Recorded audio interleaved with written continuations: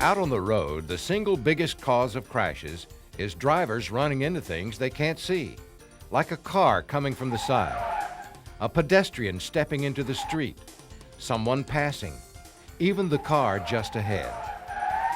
Why can't they see? Do they need glasses? No.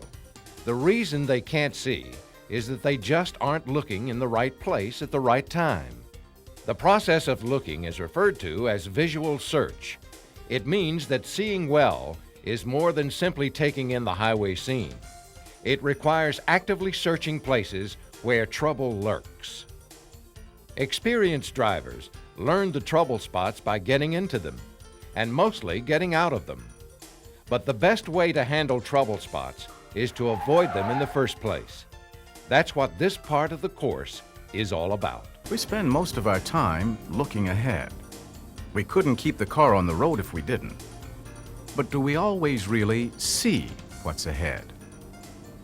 This is one of the two biggest causes of crashes.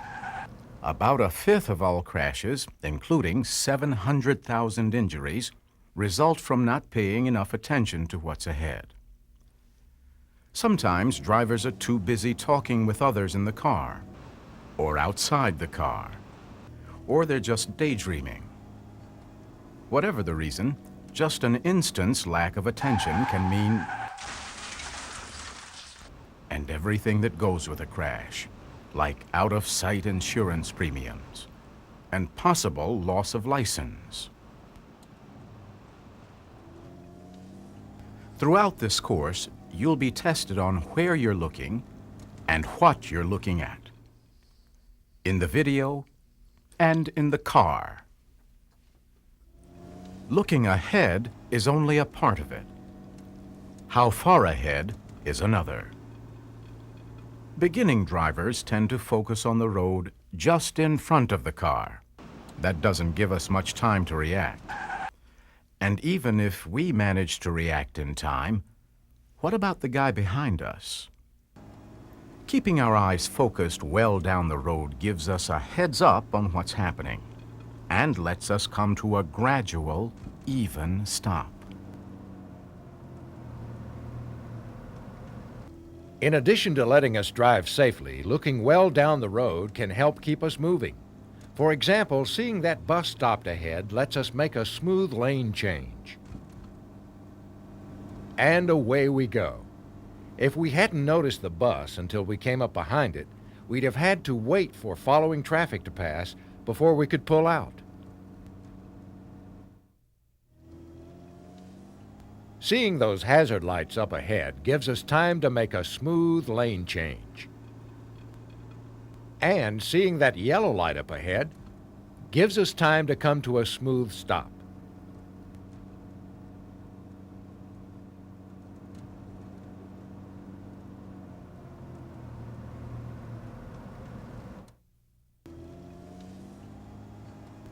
Looking ahead includes scanning the areas to either side of the road.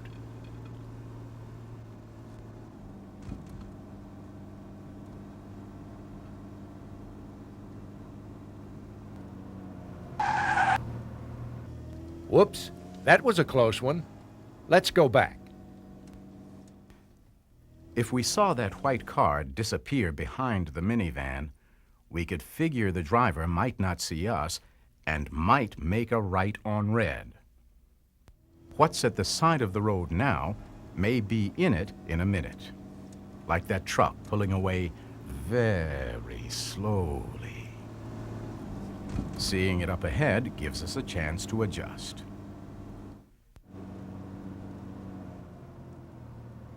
Here's someone else who may shortly be in our path.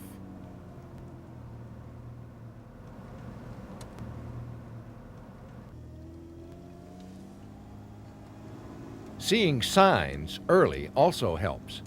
Seeing that sign lets us slow down and slide in behind the van, rather than being stuck when the lane comes to an end. How far ahead do we need to look?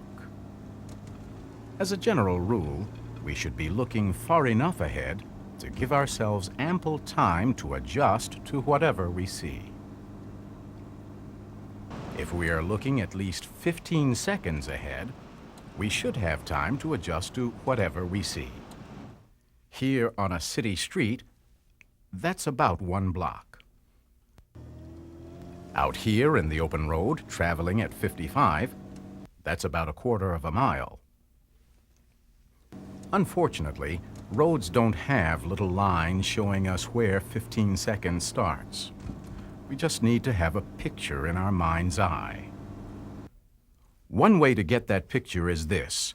When we're driving down the road, pick a point in the distance like that sign and start counting to 15. 1001, 1002, 1003, 1004, 1005, 1006, 1007, 1008, 1009, 1010, 1011, 1012, 1013, 1014, 1015. If we reach the point before we reach 1015, we need to look further ahead. We can't always make out things 15 seconds away, like that warning sign.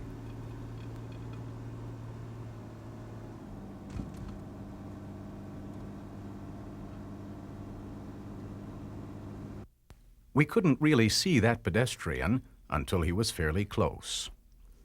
The main thing is to look far enough ahead to be able to adjust early and gradually to what we can see.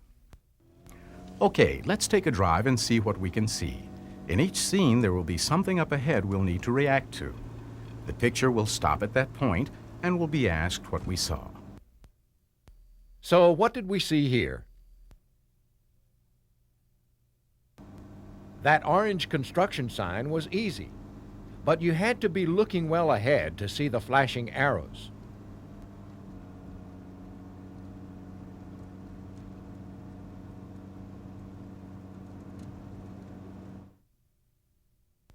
And what did we see here?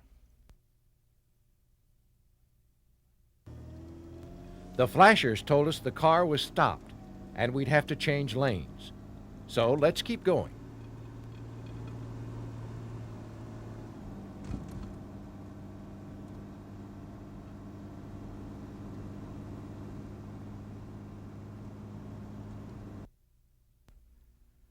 And what here?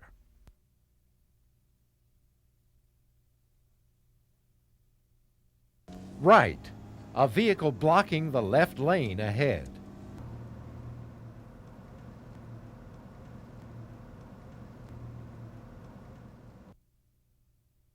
What about now? Here's a double-barreled search task.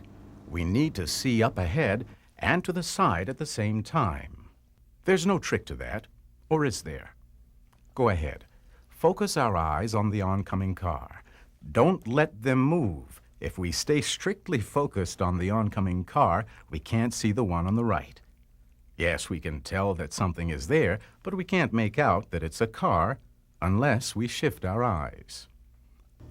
Research shows that if we are staring at something ahead, we can't really see things even a few degrees to either side.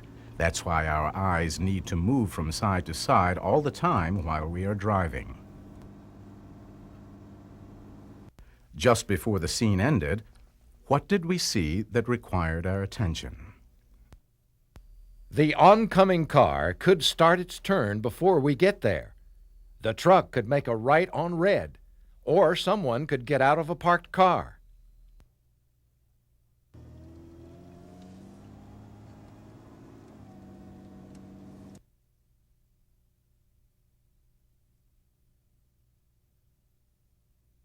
In a shopping area, those parked cars could hide a lot of trouble. Look well down the road, search from side to side, but always be looking ahead. Look away only when we have to, and then for no more than 1 second.